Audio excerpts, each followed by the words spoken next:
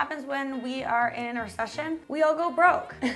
The cost of groceries right now is just ridiculous with the inflation. So today I figured I'd show you my like go-to 3 broke hot girl meals. These are all weeknight friendly, so they're all under 45 minutes. They use cheap ingredients and hopefully ingredients that you already have on hand. Let's not delay. Let's go into the first one. The first recipe I want to make are sweet potato and lentil enchiladas. Sweet potatoes are relatively cheap. Lentils, if you buy them dried, super cheap. Same with beans. Obviously, if they're from a can, they're a little bit more expensive, but brown lentils like this, super, super, super cheap when you buy them dried. You can buy them in bulk. And then tortillas, super cheap. And I actually make my own enchilada sauce. I have a recipe for that on my blog, which is just a few ingredients like flour, spices, water, and that's it. So you need 1 sweet potato, or like 2.5 cups. Drizzle it with some olive oil and then like give it a good toss.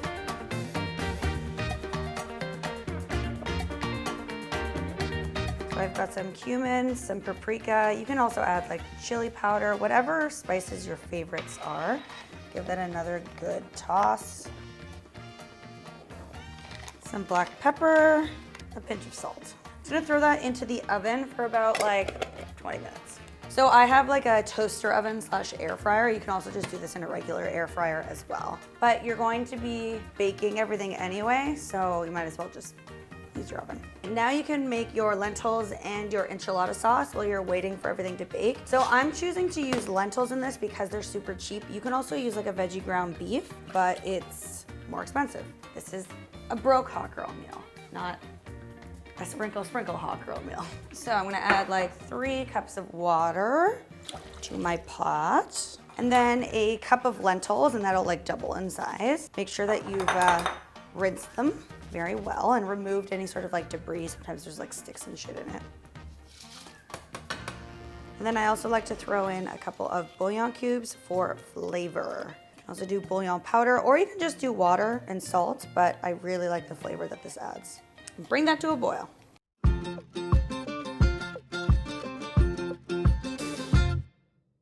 gonna transfer the lentils into a bowl and we're gonna reuse this pot. Add some onions to the same pot and cook them until they're translucent, about 3 to 5 minutes. I'm gonna add some paprika, cumin, garlic powder, onion powder, and really whatever spices you want. Cook that for about a minute or until you can really smell it. Blooming. I can really smell it. I'm inhaling it. Called blooming the spices, and then we're going to add just like a tablespoon of tomato paste. And then cook that for like another minute. I'm gonna first add in whatever like cooking liquid is left over from cooking those lentils. Not a ton in this case, but some. Give that a quick mix. I'm gonna turn off the heat as well. You should have like a thickish sauce paste situation going on. I'm gonna add a little bit more water, just so it's like a bit saucier, and it's gonna like coat all the sweet potato and the lentil a lot more nicely. And add those lentils back in.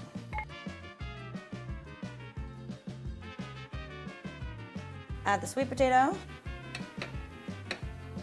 and then mix it all together.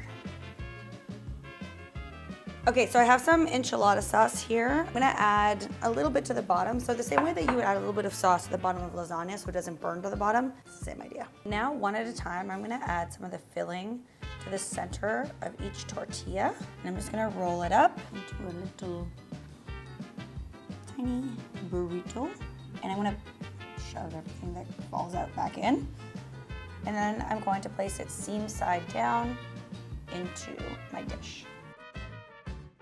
So some people like to actually dip the tortilla in the sauce first and then roll it up. It'll make the tortilla really tender, but I have a thing with like texture. So for me, I like the tortillas to be like a little bit crispier on the edges. So I personally just choose not to do that, but I mean, you totally can if you want to.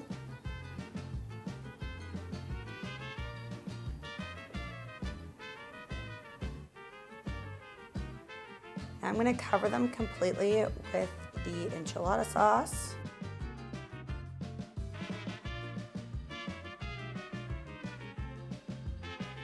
And then cover it in cheese. Whatever your favorite plant-based cheese is, this is the Mexican style from Dea, but again, you can make your own or use whatever you have in hand. I like to cover mine and bake it for like 15 minutes at 350. Then I like to take the cover off and bake it for another like 10 to 15. I'm gonna toss it in just like this for another like 10 to 15.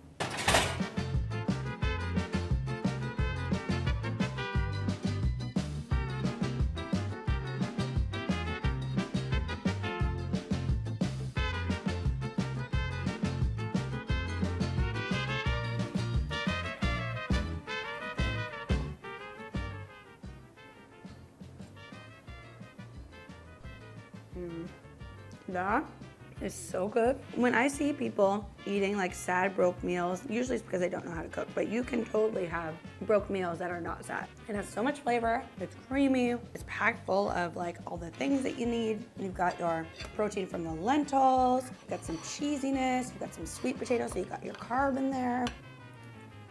God damn, that's good. All right, let's do the next one.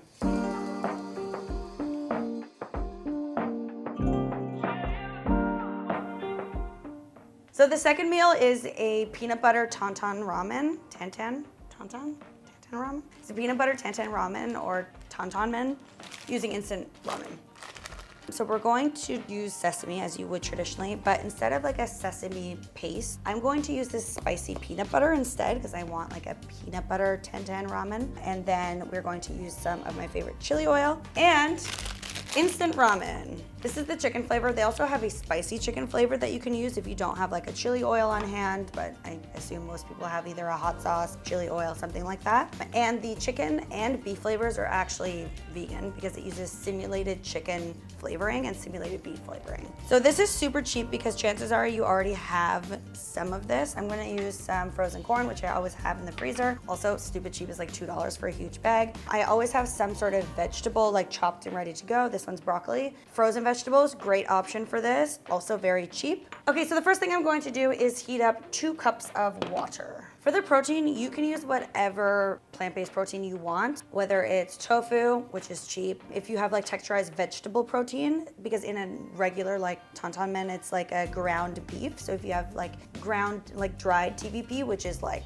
stupid cheap, you can flavor that with some soy sauce and some like rice vinegar and kind of like cook that up. And I just happen to have like some in my freezer, so it's perfect for this. The best money-saving trick is to use what you already have in your fridge or freezer. Another money-saving tip is to keep your broccoli stems. I like to take off any like woody outsides and just keep them in a jar like this in my fridge with a piece of paper towel on the bottom. And then you can use this in like soups or in ramen like this, stir fries. It tastes just like broccoli. It's just the stem.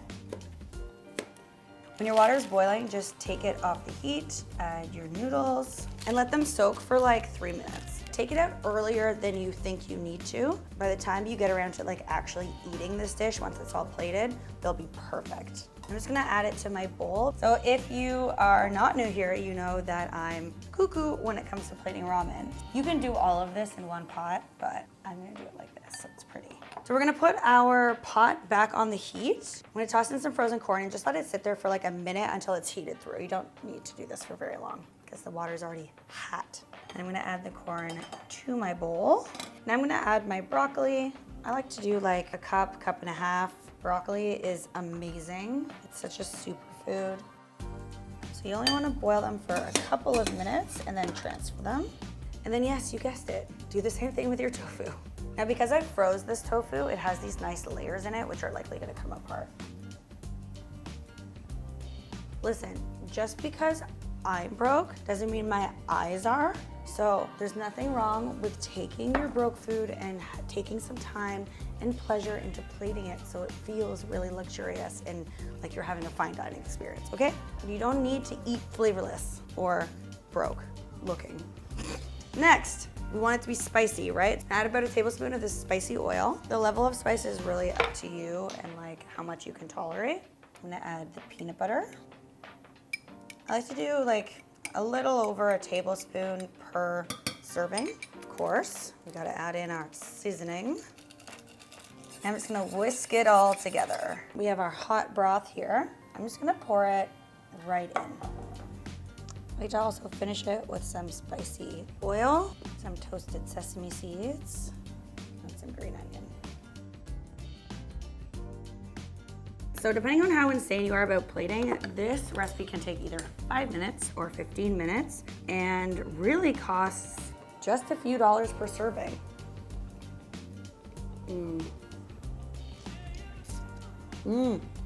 God damn it, that's good. I call that a good, cheap, balanced vegan meal.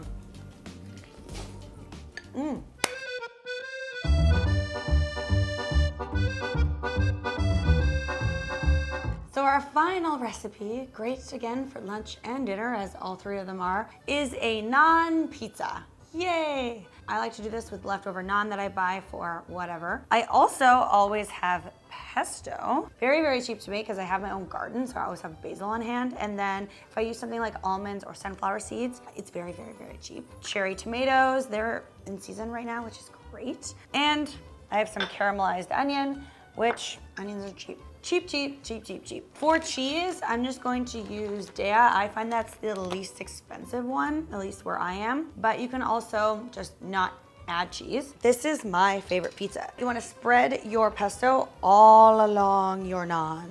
Oh, preheat your oven to like 500, 450, 500, 480, whatever your oven goes to. So we're adding our caramelized onion.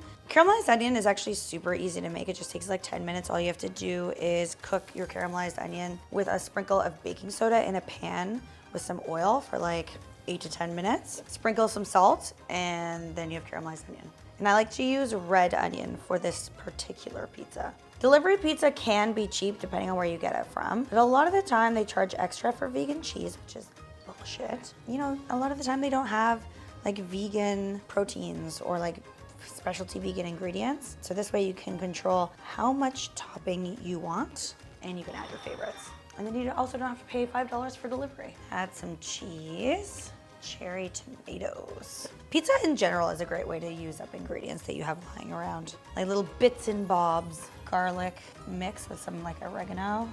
Add that on there. And stick it into the oven for like 5 minutes.